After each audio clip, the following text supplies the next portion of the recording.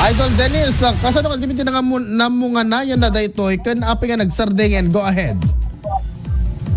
Yes, nagsardenggan Idol Lawrence ti panagpanitensya ti grupo dagiti kapangpangan alahero nga iti asyo tilawag partikular iti barangay Magat Salamat. Naman nga sibut iti pandemic ket na isardeng iti panagpredensya dagito bagan iti panang sugat-sugat iti bagbagida kas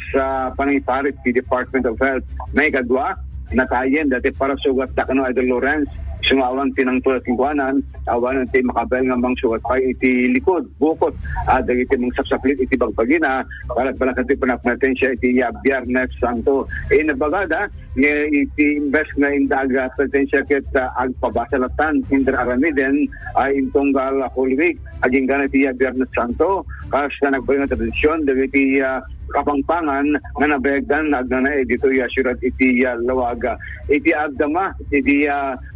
unana ket adagiti kompetensya nga magsapit ti bagbagida manipod iti barangay 12 at Padinga iti sangwan ti simbaan iti Lawag City sa ganto agturong iti Karayan nga magandameten agbalnaw wenno ag Digos Idol Lawrence at dapat hindi nakita iti ubing tayo high elementary dati na ilang summit iti cross iti baba iti Rantay iti Lawag City ngem sibut iti papangkan ito aumaten ti kasteng di magkita iti bukod tayang nga lugar. Importante kung iti sinbaan ket iti uneg nga debosyon panamati iti na Marswa asan ket iti pisikalan nga panang parparigat iti bagi at iti wagas nga panagpenitensya babaen iti uneg nga panagkakraran ket panangrami iti sasauna nga sanang iti sao dudikit buyugan pinapintas nga aramid.